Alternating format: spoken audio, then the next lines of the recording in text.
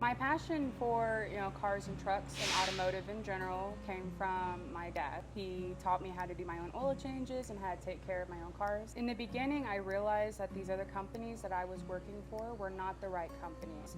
They did not take my training seriously, and they did not take me as a person seriously. When I took that break and went into healthcare, really I was just looking for a job, to pay the bills at the time. My son was born, and only a few short weeks after he was born, my husband then brought to me the application advertisement for the apprenticeship here. Just something I want to show my son is that you go for the things that you want. My grandmother has always been my best friend. When I first told her about going into the automotive industry, at first she was a little hesitant, and not because she couldn't think that a woman could do the job, but mainly because of the kind of work and how dangerous it is. It was only about 10 days after my son was born that she passed, and she only got to hold him once.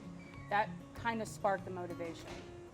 She wanted me to do something that I was happy doing. My expectations here at Love's were definitely blown out of the water. My advice to somebody who is thinking about applying to Love's would be to stop thinking and just go for it. If it is something that you are passionate about, or if you're curious about the opportunities here at Love's, just go for it. You don't know if you like something until you do it, and I think just about anybody would like it here.